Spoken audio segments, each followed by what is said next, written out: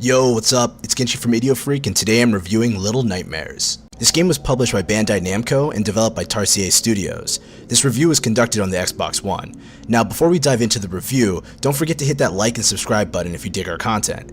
So, Little Nightmares is a horror platformer that sees you play as an adorable, nameless, yellow jacket-wearing protagonist. The name of the game is Survive, and it's not all that easy. So let's go ahead and dive into the aesthetics and a bit about the story, as that's what immediately stands out. You start the game waking up from a nightmare. The little protagonist jumps awake from her suitcase, that also appears to double as a bed. First thing you'll notice is how gloomy and dreary the setting is. The game has a creepy vibe, and its art direction does a good job of selling a world rife with death, gluttony, suicide, and danger. The game is beautiful in its own twisted way. Some of the enemies you come across are just horrifically putrid. Some of the designs reminded me of the splicers from BioShock, mixed with elements of the Muppets and Spirited Away, just for good measure. The game is based in horror, and while it sells the look well, most people won't be frightened by the game. Disturbed and alarmed? Sure, but this game won't have you jumping out of your seat or shrieking anytime soon. As for the story, it's put together by paying attention to the scenery and actions of the characters around you. It weaves a tale of debauchery, exploitation, and it's sometimes so subtle, if you blink you'll miss it. The ending of Little Nightmares is one of the best I've experienced in a long while. I won't spoil it here. After all the build-up in the game, the ending just works. It's so satisfying. Now let's talk about the gameplay. I played it on the Xbox One and load times were a bit hefty. I didn't expect to wait as long as I did in a game like this. To cut to the heart of the gameplay, this is a trial and error platformer with minor puzzle elements mixed into it. If you played games like Limbo and Unravel, you'll have an idea what I mean. Basically, you'll enter a room, something unexpected will happen, and you'll die. Now on the second attempt, you'll most likely survive, but only because of the knowledge of your first death. Now, to me, this kind of approach is tiresome.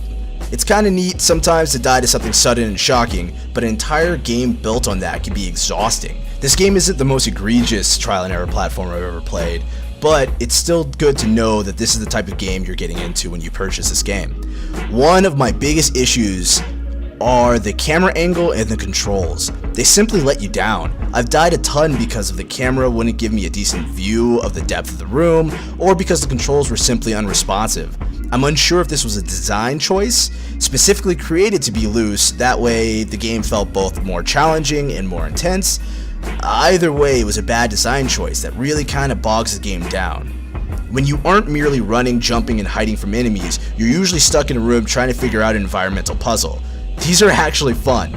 I would find myself just sitting in a room thinking, the hell do I do now? And just before it got annoying, everything would click and I'd go, duh. What was also a treat and kind of surprising was the game also has some amazing set pieces. These are memorable and stand out as amazing gaming moments, period. So without spoiling any more, let's go ahead and give this a score.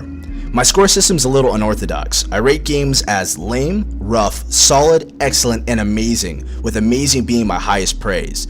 Little Nightmares earns an excellent. Annoying controls and annoying camera angles can't hold back an amazing experience with fun puzzles, enemies, set pieces, and just one of the coolest endings. This is one gem of a game. As always, this was only my opinion, and here at IdioFreQ we want you to think on your own frequency. So let us know your opinions down in the comments below. What's your favorite platformer? And if you've played Little Nightmares, did you dig it? While you're in those comments, don't forget to hit that like and subscribe button. We're still pretty new, so that goes a long way. So this has been GenChi with IdioFreQ, and I'm signing off. Freak Nation out.